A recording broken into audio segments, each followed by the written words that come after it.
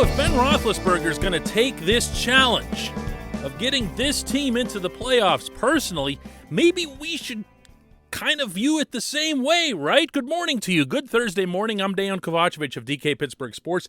This is Daily Shot of Steelers. It comes your way bright and early every weekday. If you're into hockey and or baseball, I also offer up daily shots of Penguins and Pirates. Same place you found this show. Ben spoke yesterday before the Steelers practice on the south side. He always does on Wednesday mornings.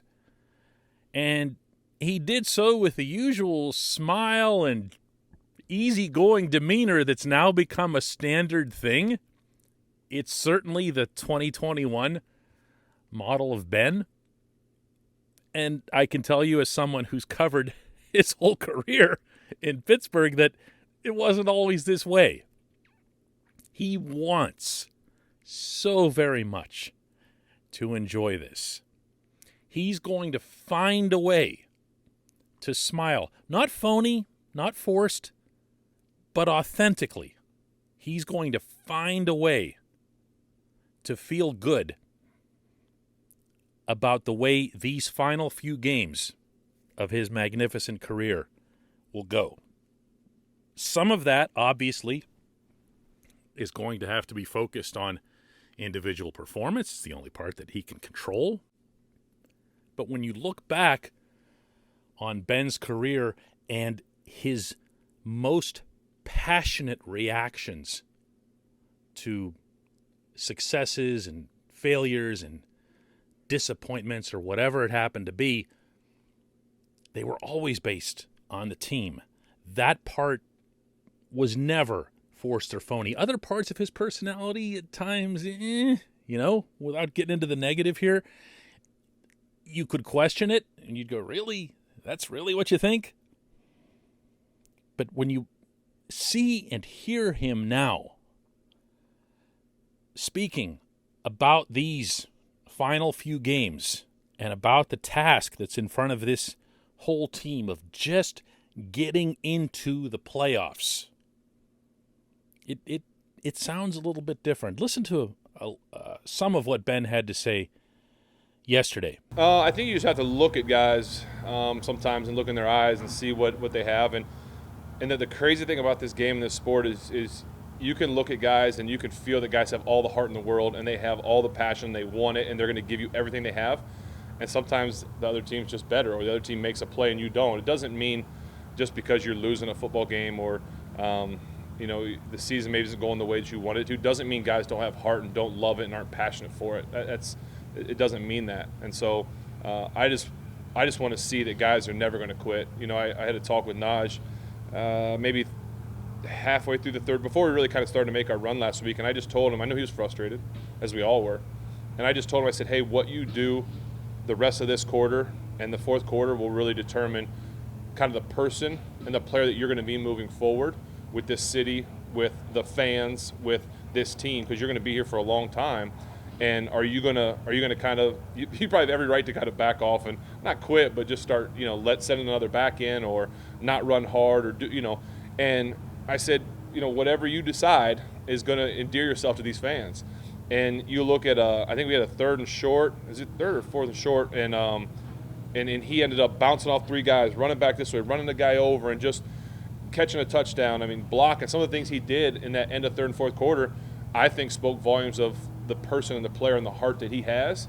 And I think he'll always endear himself to the fans and to us as a guy that's going to never quit and never give up. That's a little extra something, isn't it? Yeah. That's what I'm talking about. Because he could just say, hey, I'm me. I'm generating all these fourth quarter comebacks. I lead the NFL in most fourth quarter passing statistics. I'm doing my part. Where's everybody else? Or what are we going to do about all these children that I was forced to play with? Or why didn't they spend the rest of that cap money when they asked me to take a pay cut? He could be taking any of those routes. He's not doing any of that because he understands that the final few games are about his legacy, at least to him. And again, maybe they should be to us as well. This portion of Daily Shot of Steelers is brought to you by Point Park University. Choose from nearly 100 career-focused programs leading to bachelor's, master's, and doctoral degrees. Choose when and how you'd prefer to do that studying, whether it's at Point Park's gorgeous downtown Pittsburgh campus, whether it's online, maybe a flexible hybrid format would work best for you. Find out more about all of this at pointpark.edu. Look, I don't want to break it to you that there's no Santa Claus, but this team's not about to win the Super Bowl. You don't give up all the rushing yardage that these guys do, and you don't give up everything that this offensive line does and expect anything of worth to come out of your season. But there is a goal. And the playoffs, as I've been saying on this show for a while now, are an admirable enough goal, at least in my eyes, for this particular team in this particular year where the conference across the board is just so flatlined.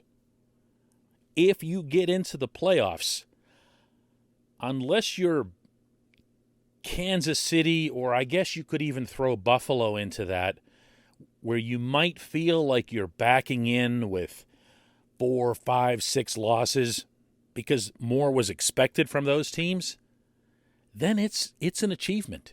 It's a real thing. And in the AFC North, which remains the Steelers' most in-control route of getting into the playoffs, a division's a division, man. Winning the division is still a real thing. Whether you start out 11-0 or you end up 14-2, as we've seen the Steelers do over the years, and clobber everybody and embarrass the bottom two teams and just squeak past the Ravens, or you do this, it's still the division. At the end of the year, you still get to print the We Run the North t-shirts and pass them out after the game. That's a thing. If Ben sees that as something that not makes his legacy, obviously. I mean, he could retire today and he'd still have the legacy that he could reasonably expect to have. But he has said himself he wants to go out on a good note. He wants to go out on his terms. He wants to, well, he hasn't said this, but he's shown it. He wants to be embraced and applauded one final time at Heinz Field. He wasn't going to go out after that playoff loss to Cleveland in front of just a couple thousand people and everything else that went into pandemic football. He wanted to do it this way. He wanted to have moments like some of those that we've seen already this year. That is what this season's about. That's all that's really left of this season, as I see it. They're not going anywhere. But if he can have that moment, if he can carry this team, and that is what would be necessary, and he can bring along these young players, whether they're mature like Najee Harris, whether they're the opposite like Chase Claypool, and he can do so knowing that he's never going to play football with them going forward, yeah, he knows what that'd mean. He knows. And as these weeks go by, particularly if the Steelers can beat Tennessee this weekend, a lot more people are going to realize it as well. When we come back, just one question.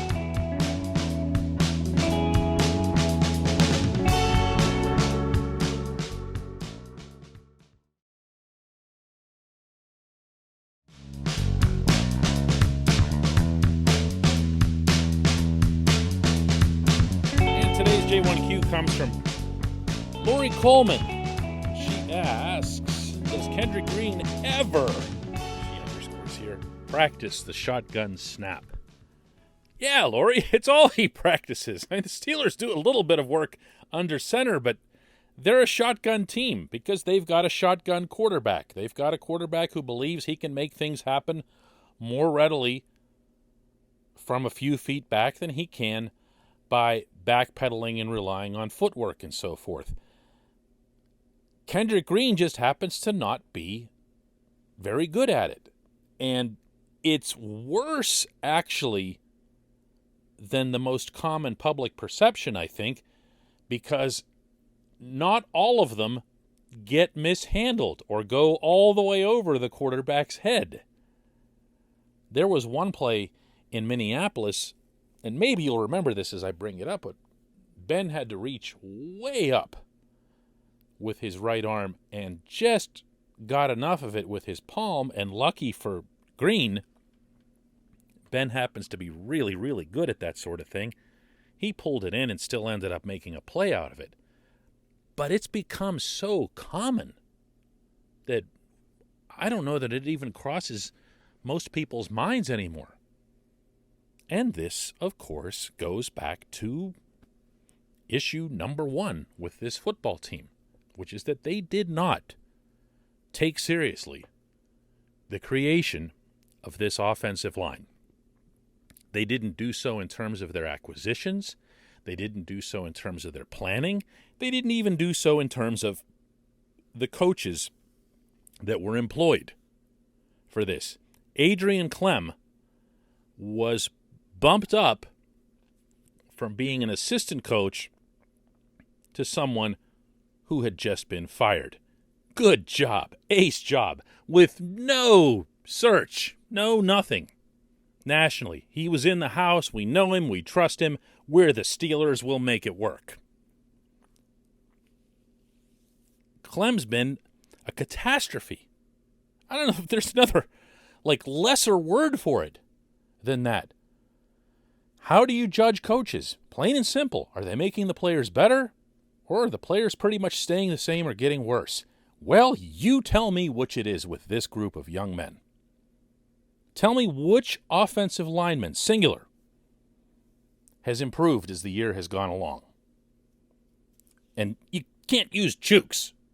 I mean, Chooks was there before. Chooks is still Chooks. He's been okay. He actually grades out pretty well most weeks. But he is exactly what he's always been, so nobody's made him better. Trey Turner's 32 years old and a veteran. When he gets smoked, I have a hard time pinning that on anyone because he really should be better at this point than he is, meaning in his career. But who else? Has Dan Moore gotten better or has he gotten worse? I'd say he's gotten worse. Did Kevin Dotson meet anyone's expectations while he was healthy, or did he get worse? How about Green? I mean, Green actually started out with some promise, and I understand that there was some perception attached to that because, oh boy, did the Steelers ever want him to be that magical Marquise Pouncey guy who just shows up and, hey, by the way, here's 53 to wear, and just play like Pounce, be like him, and everything will be cool. They all got worse. So why would it be a surprise, Lori, to you or anybody else, that Green struggles with high snaps when he came out of college having played 4 games? 4 games at the center position. What did you think? Not you, Lori, anybody. What did you think was going to happen? Who would have looked at a third-round center rookie, fourth-round left tackle rookie, essentially a brand new left guard because of how little Dotson had played the year before, essentially rookie, and then just said everything's going to be all right? They did this. The term I keep attaching to this is arrogance. This was their arrogance to create or to try to create or to delude themselves into thinking they could create this offensive line in this circumstance, and oh, by the way, in this year, which everyone had to have known was going to be Ben's last. I appreciate the question, Lori. I appreciate everybody listening to Daily Shot of Steelers. We'll do another one tomorrow that looks ahead to this colossal game, really, against the Titans this Sunday.